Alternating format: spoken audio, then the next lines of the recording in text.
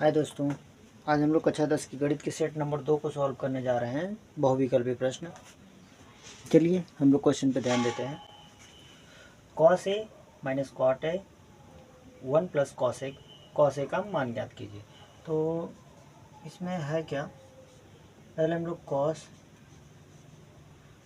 cosec a minus cot a 1 plus cos a, यही है। तो एक कोसेको को एक बटा हम साइन ए लिख सकते हैं, माइनस कॉट को कॉस अपन साइन लिखेंगे, कॉस ए अपन साइन ए।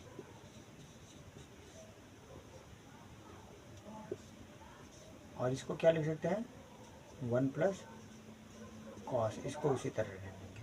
तो एक बटा साइन, देखिए एलसीएम क्या होगा, साइन और साइन ए का एलसीएम इसका साइन ए ही हो जाएगा।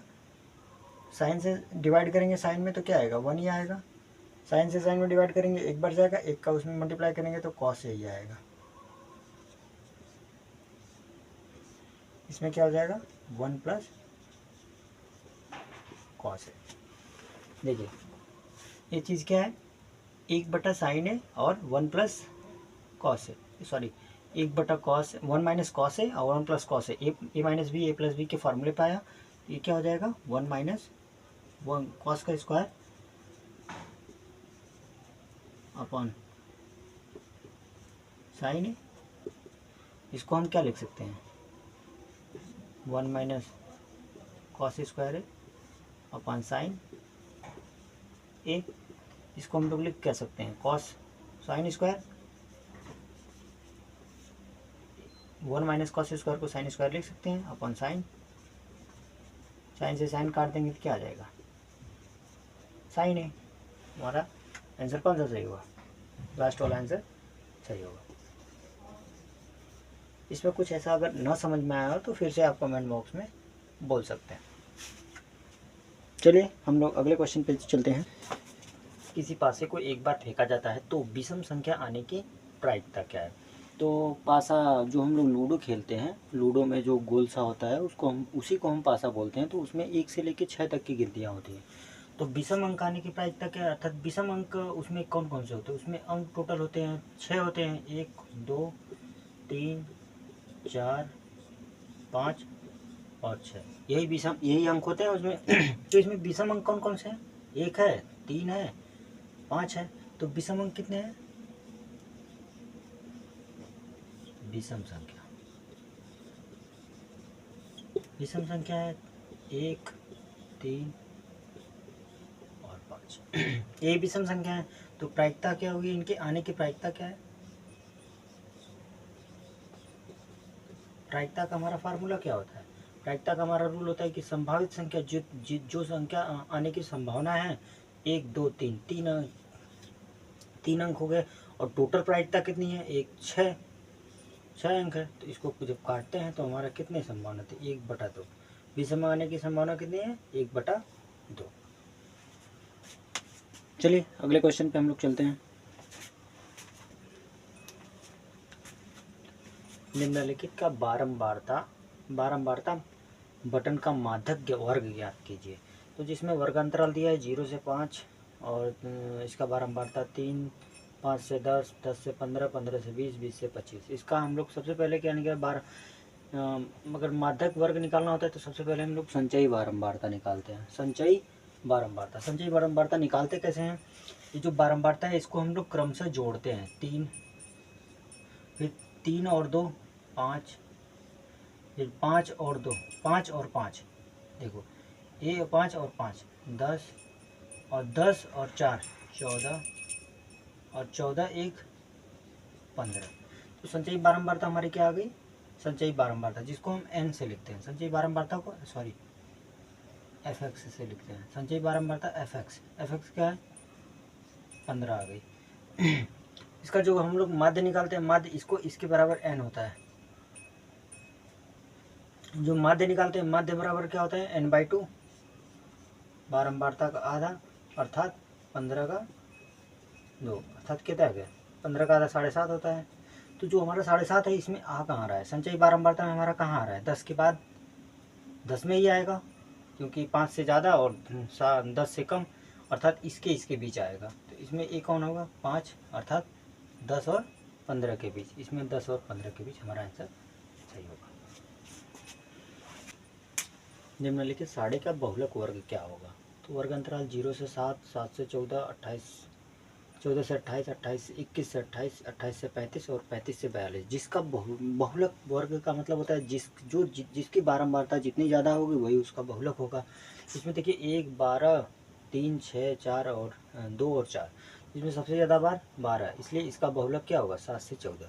बहुलक इसका सबसे ज़्यादा बार है, इसलिए बारंबारता क्या होगी, वर्ग अंतराल यही होगा, 7 से 14, ऑप्शन नंबर। अगले क्वेश्चन में चल। एक बच्चे के पास एक ऐसा पासा है जिसके फलकों पर निम्नलिखित अक्षर हैं A, B, C, D, E और फिर A। यदि पासे को एक बार फेंका जाता है तो A प्राप्त होने की प्रायिकता ज्ञात कीजिए।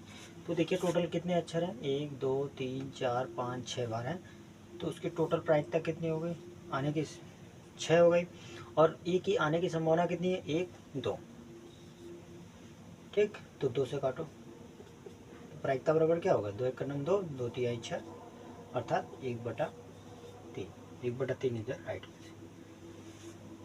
चलते हैं नेक्स्ट क्वेश्चन पे। कॉट थीटा बराबर 8/5, तो साइन थीटा की वैल्यू ज्ञात कीजिए। तो कॉट थीटा के लिए हम लोग क्या लगाते हैं, समकोण त्रिभुज बनाते हैं, 90 का हो गया, A, B, C। तो कॉट थीटा बराबर होता क्या, अगर हम थीटा इसको लेते हैं तो इसके सामने का लंब होगा, और कॉट थीटा बराबर होता है आधार बटे कर्ण, आधार बटा लंब, आधार बटे लंब होता है, सॉरी हमने आधार बटे कर्ण बोल दिया, आधार बटे लंब होता है। तो ए कितना निकलेगा, कर्ण निकालना है हमको, तो कर्ण बराबर क्या होगा, कर्ण बराबर क्या होता है, रूट कड़ी में लंब का स्क्वायर और प्लस आधार का स्क्वायर, अर्थात 15 15 225 और प्लस 8 64,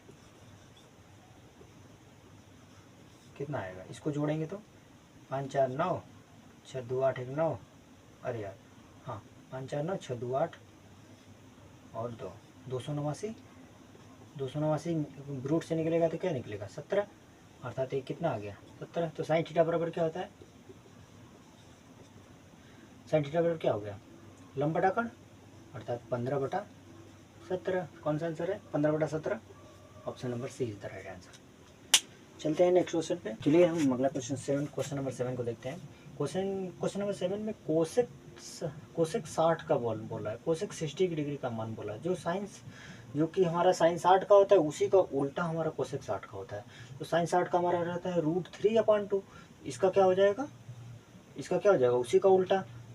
कॉस 60 का हमारा साइन 60 का होता है क्या, साइन 60 का होता है हमारा, साइन 60 का होता है √3/2, तो इसी का उल्टा कोसेक का होता है, क्योंकि कोसेक हमारा साइन का उल्टा होता है, तो इसी का उल्टा क्या हो जाएगा, कोसेक 60 का हो जाएगा 2/√3।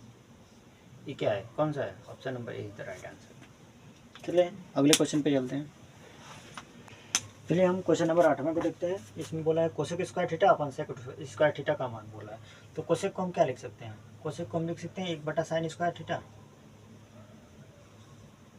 और सेक को क्या लिख सकते हैं 1/cos। जो नीचे होता है, जो नीचे होगा ये ऊपर जाएगा, इसको हम क्या लिख सकते हैं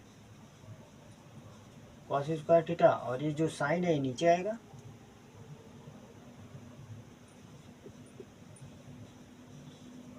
अर्थात क्या हो जाएगा, साइन कॉस बटा साइन क्या होता है, tan कॉट स्क्वायर थीटा। ये हमारा क्या आ जाएगा answer, option number D is the right answer. हम क्वेश्चन को देखते हैं जिसमें HCF 35 और 49 का 7 है। तो LCM 35 और 49 मतलब 49 का 11 होता है। HCF और LCM m बराबर क्या होता है, पहली संख्या गुणे दूसरी संख्या। तो पहले HCF दिया हुआ है 7, LCM का LCM रहने देंगे। पहली संख्या दिया हुआ है 35 और दूसरी संख्या दिया हुआ है 49। तो 7 से काट देंगे 35 को, 7 बचे 35, 49 का मल्टीप्लाई कर देंगे, 9 बचे 45 को 5 और 5 चौक को 20, 4 24, 245। LCM बराबर क्या आया, 245। ये हमारा क्या हो गया, 245 is the right answer, option C. चलते हैं नेक्स्ट क्वेश्चन पे। दो संख्याएं 306 और 657 को का HCF होगा। तो HCF क्या होता है, वो बड़ी से बड़ी संख्या होती है जो 306 और 57 को बारी बारी से काट सके। इसमें हम ऑप्शन का यूज कर लेते हैं। देखिए 3 से तो ए भी कट जाएगा, ए भी कट जाएगा, लेकिन हमें बड़ी से बड़ी संख्या चाहिए। 9 का देखिए 9 से ए कट जाएगा क्योंकि 6 3 9 इसका योग है, 9 से कट जा रहा है तो इसका भी, तो ये संख्या 9 से कट जाएगी। इसका भी योग देखिए 6 5 11 7 18, ये भी 9 से कट जा रहा है और 3 से भी कट जा रहा है तो ये भी 9 से कट जाएगा। 18 से इसमें देखिए 1 2 भी है और 9 दूना 18, 2 गुणे 9 है तो इवन नंबर आ रहा है। तो इवन नंबर इसमें है नहीं, इसलिए 2 से नहीं कट रहा है, इसलिए 18 से नहीं कटेगा। 73 से कटेगा, 73 से भी नहीं कट रहा है, 73 से भी काटने के बाद ये नहीं कट रहा है, तो इसलिए हमारा क्या है, 9 इज द राइट आंसर। दो संख्याओं के लॉसा एवं LCM और HCF क्रमशः 168 और 6 हैं। यदि एक संख्या 24 है तो दूसरी संख्या ज्ञात कीजिए। LCM और HCF के काफ़ी क्वेश्चंस पेपर में आ रहे हैं, इसको इस चैप्टर को अच्छे से पढ़ के जाना। ठीक है, तो हमें जानते हैं LCM गुणे LCM into HCF, LCM into HCF is equal to क्या होता है, फर्स्ट नंबर पहली संख्या गुणे दूसरी संख्या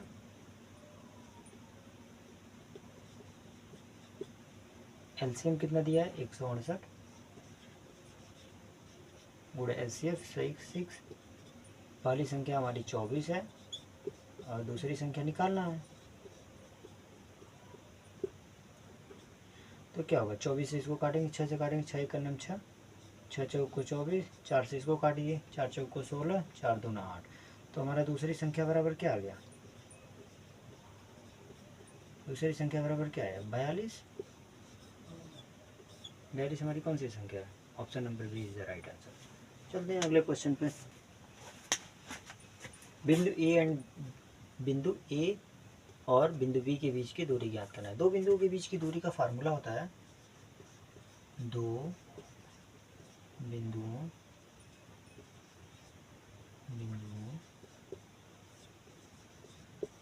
के बीच की दूरी बराबर क्या होता है, रूट में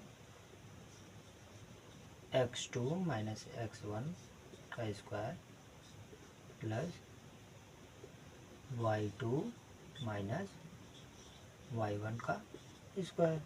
अब हम इसमें वैल्यू पुट कर देते हैं, तो वैल्यू पुट करिए, क्या है x1 क्या, x2 क्या है 2a माइनस x1 a का स्क्वायर प्लस y2 क्या है 2b माइनस b का स्क्वायर। ए में से ये जाएगा तो ए का स्क्वायर प्लस बी में से बी जाएगा तो बी बचेगा तो बी का स्क्वायर, अर्थात यही हमारा क्या हो गया आंसर। ऑप्शन नंबर कौन, option number A is the right answer. चलते हैं अगले क्वेश्चन में। 13 को हम देखते हैं। यदि 5 सेमी त्रिज्या वाले एक वृत्त के बिंदु P पर रेखा स्पर्श करती है तो PQ केंद्र O से जाने वाली एक रेखा से बिंदु Q पर इस प्रकार मिलती है कि PQ बराबर 12 सेमी है, तो AQ OQ की लंबाई ज्ञात कीजिए। तो जैसा कि एक वृत्त है, ए उसका केंद्र O हो गया, जो कि हमारा क्या है, कोई बिंदु P पर स्पर्श करती है, और ये हमारा कोई बिंदु Q है, और हमारी ये लाइन जो आती है हमारी स्पर्श कहाँ करती है, बिंदु P पर। त्रिज्या वृत्त की 5 सेमी दिया हुआ है और PQ की लंबाई दिया हुआ है 12 सेमी। तो हमारा OQ की लंबाई पूछा है, तो OQ की लंबाई कितना होगा, OQ की लंबाई देखिए, ये जहाँ स्पर्श बिंदु होता है, स्पर्श बिंदु और त्रिज्या के बीच क्या बनता है, 90 समकोण बनता है, आपको पता ही है। तो जो समकोण होता है उसके सामने की जो भुजा होती है उसको कर्ण बोलते हैं। तो हमें कर्ण निकालना है, तो कर्ण बराबर होता है क्या है, कर्ण बराबर होता है रूट लंब का स्क्वायर, ये लंब हो गया, इस ये आधार हो गया, PQ आधार है तो इस पर लंब हो गया, लंब 5 का स्क्वायर प्लस 12 का स्क्वायर, तो हमारा क्या होगा, 5 25 12 बढ़िया 144, अर्थात 169। जोड़ेंगे तो आएगा क्या, 13 सेमी। Option number B is the right answer. चलते हैं अगले क्वेश्चन पे। क्वेश्चन नंबर 14, यदि त्रिभुज ABC तथा त्रिभुज DEF में एंगल B एवं एंगल E दोनों बराबर है तो समरूप होंगे। यदि ये दोनों त्रिभुज समरूप हैं, इसे हम लोग त्रिभुज बनाते हैं, फिर देखते हैं क्या है।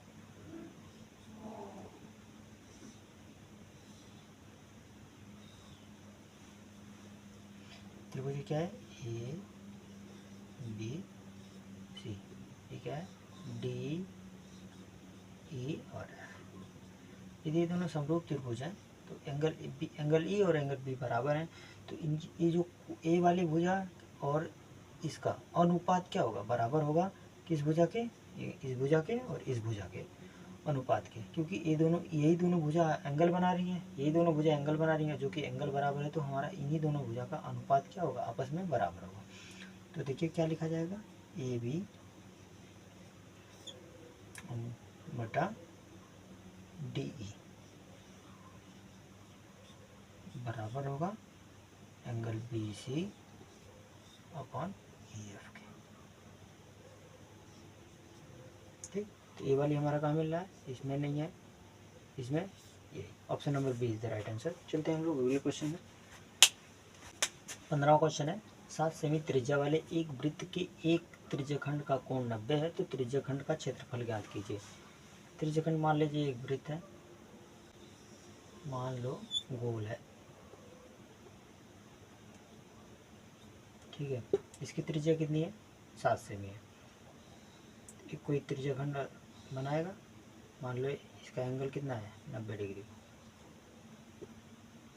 ठीक, तो इसके द्वारा ये वो मान लो, तो इसी की क्षेत्रफल पूछ रहा है, इसी त्रिज्यखंड की क्या बोला है, क्षेत्रफल। तो त्रिज्यखंड का क्षेत्रफल बराबर क्या होता है,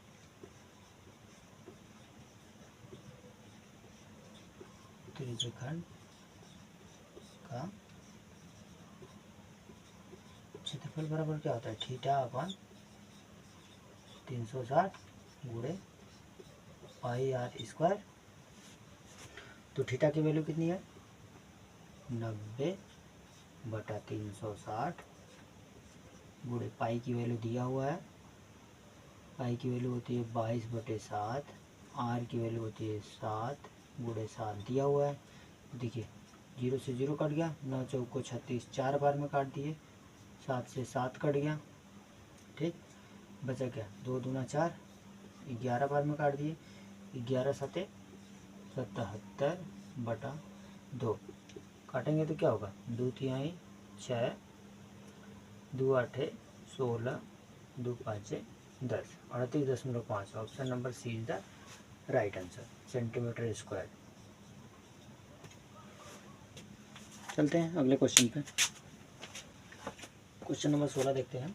एक खिलौना 4 सेमी त्रिज्या वाले एक शंकु के आकार का है, जो त्रिज्या वाले एक अर्धगोले पर अध्यारोपित है। यदि शंकु की तिर्यक ऊंचाई 12 सेमी है तो खिलौने का संपूर्ण पृष्ठीय क्षेत्रफल ज्ञात कीजिए। तो एक शंकु है, मान लो एक क्या है, शंकु है,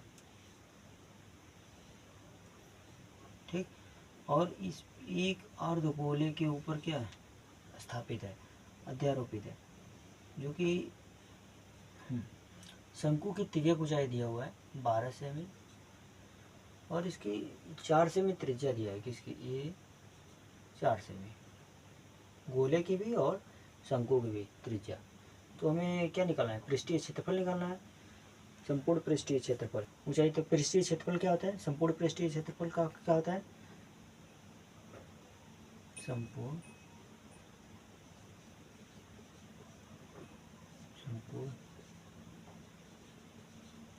पृष्ठ क्षेत्रफल। शंकु का क्या होता है, पाई आर एल होगा, और प्लस गोले का भी तो होगा, गोले का क्या होगा, 2 पाई आर स्क्वायर, यही होता है। हम लोग आएंगे पाई की वैल्यू पाई लिख देंगे, आर की वैल्यू हमें दिया है 4 सेमी, एल की वैल्यू 12 प्लस 2 गुणे पाई, आर की वैल्यू कितना दिया है 4 चौक को 16। इसमें से हमको क्या क्या कॉमन मिल रहा है, क्या होगा, 12 चौक को 48 पाई प्लस 16 दूना 32 पाई, जोड़ देंगे तो कितना होगा, 8 2 10, 4 3 7 1 8, 80 पाई, 80 पाई। D is the right answer, semi square.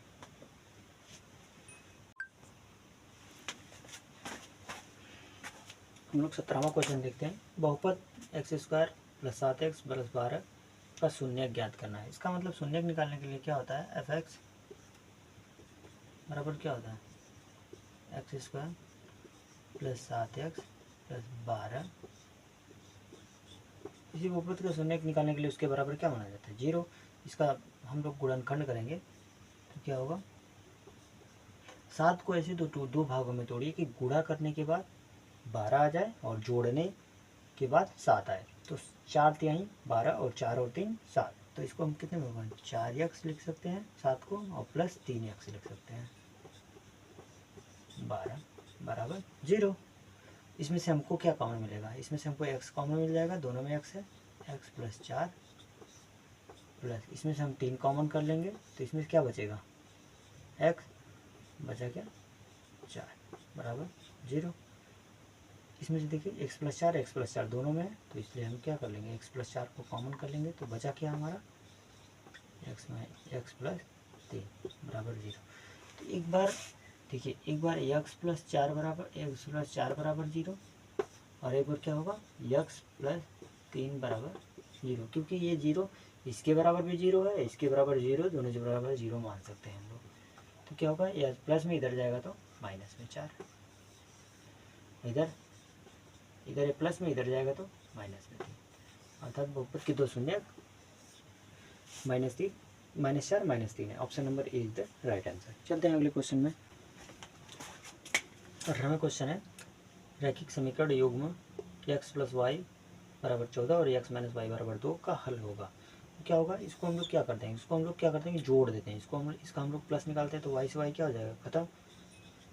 2x बराबर क्या होगा, 2x बराबर क्या होगा, 14 2 16, तो 2 से 2 काट, इसको काटेंगे, x बराबर आ गया 8। अगर यही मान हम समीकरण नंबर 1, समीकरण नंबर 2 है, यही x की वैल्यू हम समीकरण नंबर 1 में रख देते हैं तो क्या है, x प्लस वाई बराबर 14 है, तो x की वैल्यू अगर हम 8 रख देते हैं तो क्या हो जाएगा, इसमें से घटा देंगे तो y बराबर 14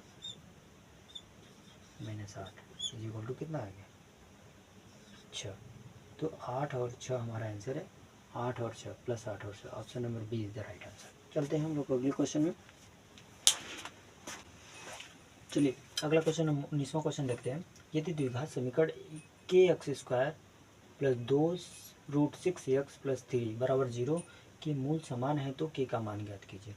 चलिए, यदि हम लोग जानते हैं द्विघात समीकरण ए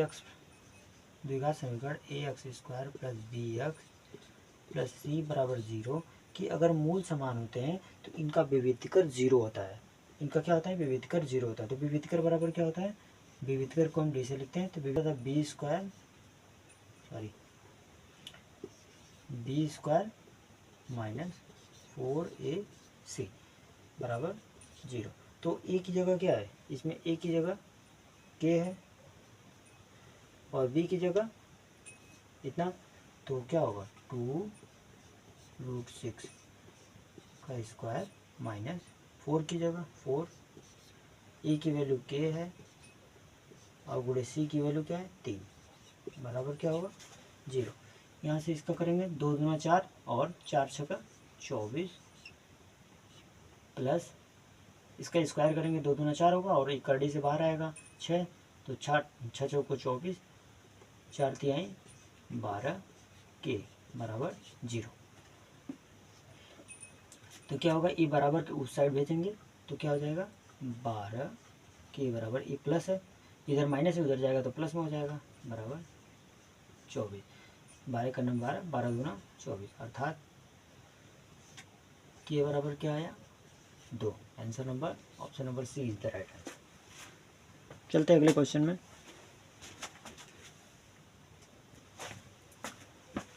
बीसवां क्वेश्चन जो कि लास्ट क्वेश्चन भी है, वो विकल्पी का खंड अ का लास्ट क्वेश्चन है। इसको हम लोग सॉल्व करते हैं, जो कि एपी में मतलब समांतर श्रेणी में -6 -4 -2 का 7वां पद ज्ञात कीजिए। तो प्रथम पद हमारा क्या है,